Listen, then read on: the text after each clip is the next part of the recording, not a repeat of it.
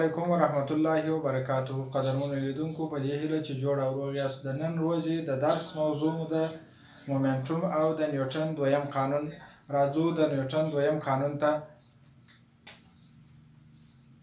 مجموعه د اف یا د قوې مجموعه دا مساوي کیږي په ام ضرب د ا سره. له بله طرفه یعنې د قوې مجموعه دا مساوي کیږي په ام ضرب د ا سره. د نیوټن د دویم قانون څخه لرو. اوس له بله طرف پوهیږو چې ا مساوي کیږي دلتا وي تقسیم پر دلتا ټي باندې، یعنې د سرعت تغیرات په واحد د وخت کې یا د وخت پر تغیراتو دې ته تعجیل وایو. که چیرې راز په رابطه کې د تعجیل پر ځای باندې قیمت وضع کړو نو دا مساوي شي په ام ضرب د دلتا وي تقسیم پر دلتا ټي باندې. نو مجموعه د اف دا مساوي شي، کولای شو چې ام دلته ور ضرب کړو، یعنې دلتا ام ضرب د وي تقسیم پر دلتا ټي باندې. اوس دا ام ضرب د وي دا مساوي په پی سره دی، یعنې په مومنټوم سره دی. پر کتلې باندې د سرعت تاثیر یا په د یو کتلې حرکت په یو سرعت باندې عبارت له مومنټوم سره دی. اوس راځو دا مساوي کیږي دلتا پی تقسیم پر دلتا ټي باندې. له بله طرفه په واحد د وخت کې د قوې تاثیرات پر جسم باندې عبارت له ضربې څخه دي. که چیرې رابطه وسط او طرف کو نو دلتا پی مساوي کیږي په اف ضرب د دلتا ټي سره، چې دا اف ضرب د دلتا ټي یعنې د قوې تاثیرات په واحد د وخت کې پر یو جسم باندې، د اف ضرب د دلتا ټي یا د قوې تاثیرات په واحد د وخت کې پر یو جسم باندې دې ته امپلس یا ضربه وایو چې په جی سره یې ښیو. نو د دې څخه داسې نتیجه په لاس راځي.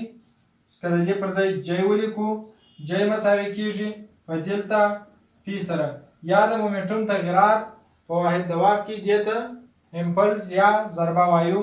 نو جی مساوي کیږي په دلتا پی یا دا مساوي کیږي په پی 2 منفي پی 1 سره.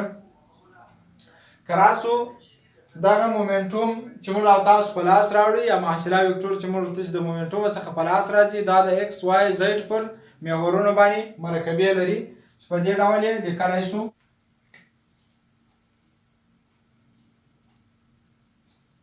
یعنې که یو جسم ولرو او پر دې باندې قوه وارده کړو او د وي په سرعت باندې د ام کتله لرونکی جسم حرکت وکړي.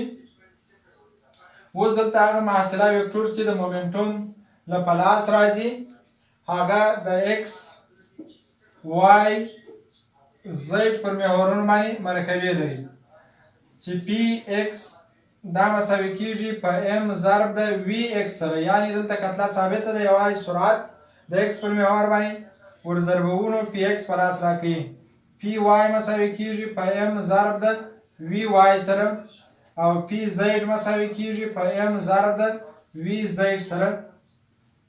له بله طرفه که چیرې وغواړو چې امپلس یا ضربه د ایکس وای زیډ پر محورونو باندې په لاس راوړو نو په لاندې ډول باندې لیکلی شو.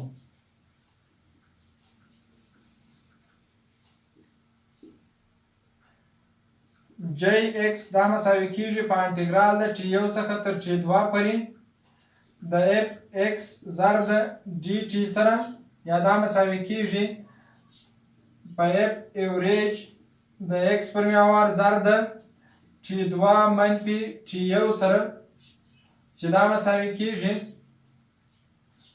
په پی 2 ایکس منفي پی 1 ایکس، یا دا مساوي کیږي په ام ضرب د وی 2 ایکس منفي ام وی 1 ایکس سره. او همدارنګه د وای پر محور باندې هم کولای شو چې مومنټوم وبخښئ ضربه په لاس راوړو. جی وای مساوي کیږي په انټګرال د ټي 1 څخه تر ټي 2 پورې د اف وای ډي ټي، دا مساوي کیږي په اف ایوریج ضرب د وای پر محور ضرب د ټي 2 منفي ټي 1، چې دا مساوي کیږي پی 2 وای منفي پی 1 وای دا مساوي کیږي په ام وی 2 وای منفي ام وی 1 وای سره. او همدارنګه د زید پر محور باندې هم کولای شو چې د امپلس قیمت په لاس راوړو. جی زید مساوي کیږي په انټګرال د ټي 1 څخه تر ټي 2 پورې د ای پی زید ضرب د ډي ټي چې دا مساوي کیږي په اف ایوریج ضرب د ټي 2 منفي ټي 1 دا مساوي کیږي په پی 2 وای پی 2 زید منفي پی 2 پی 1 منفي پی 1 زید چې دا مساوي کیږي په ام وی 2 زید منفي ام وی 1 زید سره.